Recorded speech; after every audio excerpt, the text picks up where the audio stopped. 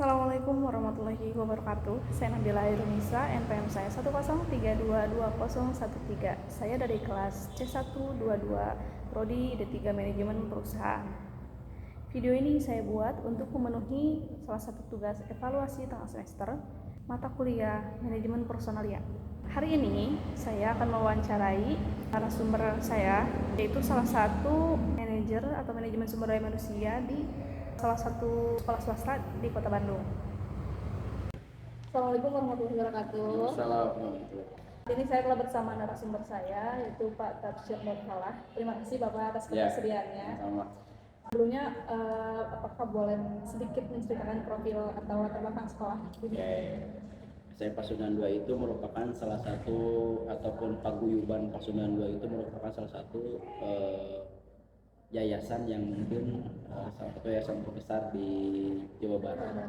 Karena mungkin sudahlah sejak ada pada tahun 1913, pada tanggal 20 Juli 1913 itu paguyuban Pasundan sudah berdiri. Bahkan sampai hari ini eksistensinya masih terjaga. Langsung ke pertanyaannya, Pak. Boleh. Bagaimana proses seleksi penempatan tenaga pendidik di sekolah ini? Untuk seleksi itu ada beberapa kategori, ada 3 seleksi, ada seleksi administrasi, ada seleksi micro teaching ataupun tes mengajar, ada juga seleksi ketika cara mengajar ketika dengan anak. Jadi ketika nanti di tes pertama seleksi administrasi, dicek di kelengkapannya apakah lengkap tidak, dari mulai sarjananya, lulusannya lulusan apa, sesuai nggak dengan kemampuan yang dia ajarkan ketika kepada anak. Kalau memang sesuai berarti si administrator kita bilang lengkap. Kalau misalnya tidak sesuai, ya mungkin itu akan berpengaruh kepada dia untuk kedepannya, karena itu akan linear, tidak linearnya ditentukan di ijazah dan sebagainya. Kalau sudah lulus di tes administrasi, masuk ke tes mengajar. Ketika tes mengajar itu biasanya di tes mengajar oleh para pimpinan, nanti kayak ngajarnya seperti apa, metodenya kayak gimana, apakah menyenangkan atau tidak, nanti kembali lagi pada si pelamar tersebut. Kalau sudah lulus, nanti akan dicoba di kelas sudah lulus nih seperti ini, baru pihak sekolah memberikan keputusan bahwa orang yang bersangkutan bisa lolos masuk ke institusi. Diterima di sekolah ini ya, Pak? Menurut Bapak, apa keuntungan yang diharapkan dari proses seleksi dan tenaga pendidikan?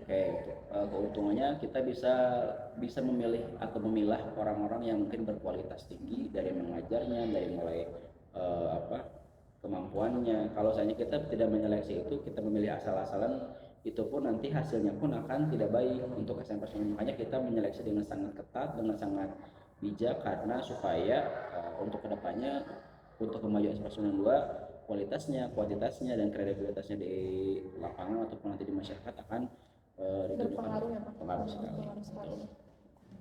Jika ada tes pada saat seleksi, tes apa saja yang dilakukan pada saat seleksi tersebut? Nah, biasanya tesnya itu di tempat biasanya tadi kan hampir sama sih sebenarnya, bisa dites ya administrasinya, kemudian tes mengajarnya, kemudian ada juga mungkin nanti kalau ada tes tambahan, misalnya dia punya potensi yang lain atau tidak.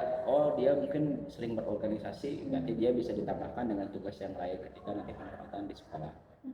Dia hanya bisa mengajar saja, ya mungkin nanti disesuaikan juga dengan itu. Tapi biasanya tes-tes itu mungkin lebih ke administrasi, cara mengajar, karena itu ditentukan oleh orang tersebut ataupun pelamar, sehingga mungkin itu akan menjadi perbandingan ataupun penilaian khusus untuk sekolah. Jadi penilaian Pak ya? Apakah pada saat tenaga pendidik baru diterima itu dilaksanakan orientasi untuk tenaga pendidik tersebut? Ya, ada lah. Karena itu mungkin itu salah satunya, kita mencari yang terbaik, artinya nggak asal-asalan. Kalau kita mencari yang asal-asalan, ya udah kita tidak akan adanya seleksi A, seleksi B, seleksi. Makanya dari sekian pelamar, misalnya dalam guru matematika yang melamar 4 orang atau 5 orang, nanti akan diseleksi mana yang kemampuannya baik, mana yang kualitasnya lebih baik, itu yang akan dipilih. Makanya sekolah akan memberikan penilaian khusus, penilaian ketat kepada setiap orang yang mungkin akan melamar ke SMP itu dengan kriteria dan kualifikasi yang sudah tentukan. Apakah pihak sekolah menerapkan pelatihan dan pengembangan untuk tenaga pendidik yang baru? Ya, untuk pihak sekolah biasanya kalau di sisi lain ada mungkin nanti pelatihan psikotes, tapi nanti setelah lulus pun nanti masih ada pelatihan lagi, ada IHT, ada kegiatan workshop dan lain sebagainya, ada materi dari sekolah ataupun dari luar. Itu mungkin akan menjadi salah satu bentuk pengembangan ataupun salah satu untuk meningkatkan melatih kemampuan para pengajar supaya bisa lebih baik lagi ke depan. Menurut Bapak, manfaat apa saja yang didapatkan dari pelatihan dan pengembangan tersebut? Banyak ya.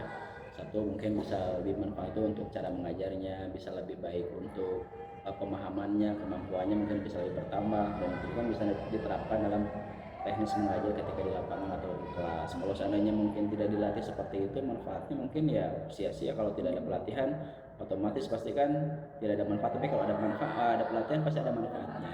Seperti itu. Tadi berbicara mengenai manfaat, Pak. Ya. Apa manfaat rekrutmen bagi pihak sekolah? Nah, itu salah satunya itu adanya kekosongan, misalnya ada kekosongan di sekolah, ada yang mungkin resign atau apa, mungkin itu direkrut, kita membutuhkan, nggak mungkin guru matematika yang kelasnya banyak, ada 10 kelas, nggak mungkin harus 1 orang, makanya kita pasti membutuhkan 1-2 orang pengajar yang baru supaya bisa menggantikan posisi yang kosong itu. Makanya di situ perlunya ada rekrutmen baru ataupun seleksi baru untuk pengajar ataupun pelamar, sehingga nanti kekosongan tersebut bisa terisi kembali.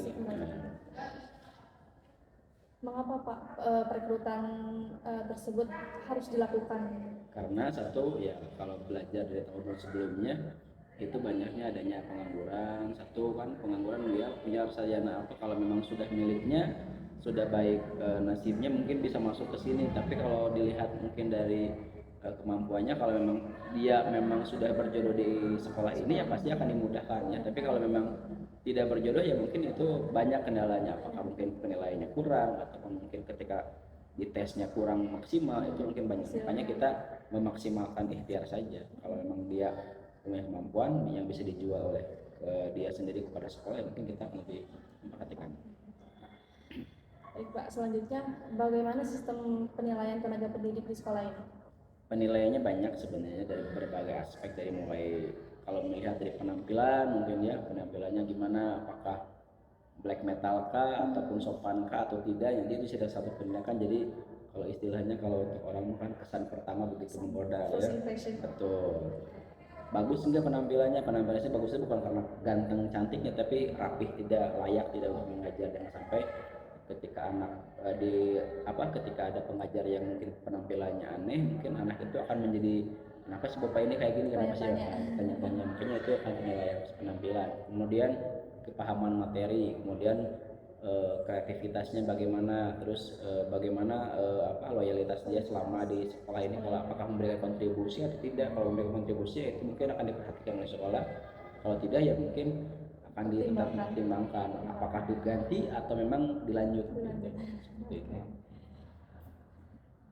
Apakah di sekolah ini ada ketiga Pak, keselamatan kesehatan kerja? Ya ada ya, pasti ya. Setiap instansi pasti ada seperti itu. Salah satunya dengan adanya sekolah memberikan salah satu fasilitas, adanya BPJS Ketenagakerjaan disubsidi ya. Jadi setiap orang itu nanti memberikan diberikan salah satu fasilitas untuk supaya kalau misalnya kalau ada apa-apa di tempat kerja atau apa, mungkin itu bisa diminimalisir dengan dibantunya dengan fasilitas itu ya. Otomatis tidak ada yang berharap untuk celaka, tapi alangkah baiknya sekolah pun ataupun instansi tersebut bisa memfasilitasi setiap pengajar supaya kerjanya lebih selamat ataupun lebih tenang. Untuk jaga-jaga itu sebagai jaminan kesehatan keselamatan. Berapa lama Pak waktu untuk penilaian tenaga pendidik yang baru? Paling cepat itu sekitar 2 minggu, paling telatnya 3 minggu. Tapi 3 minggu pun itu biasanya sudah masuk ke proses akhir. Kalau 2 minggu biasanya kalau memang tidak ada penilaiannya baik, positif, dari mulai apalagi urgent, kita membutuhkan pengajar yang A, B, C, D. Karena mungkin tidak ada pelamar lagi, otomatis kita harus memprioritaskan yang sudah ada. Makanya kita akan cepat penilaiannya, tidak akan terlambat. Kecuali kalau saingnya banyak, otomatis kita harus memberikan sebuah seleksi berorientasi supaya mencari yang terbaik di antara yang terbaik.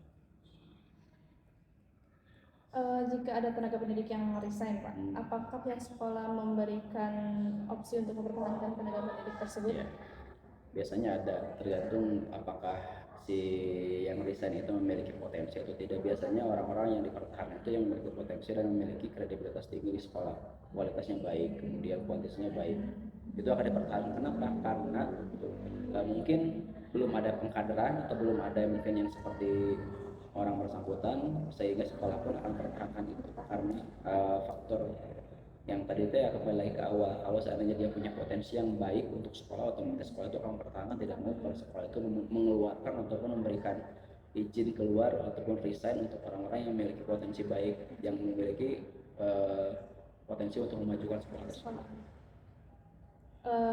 Apakah yang membuat pihak sekolah mempertahankan tenaga pendidik tersebut? Ya itu biasanya kembali ke potensinya, kreativitasnya, keahliannya.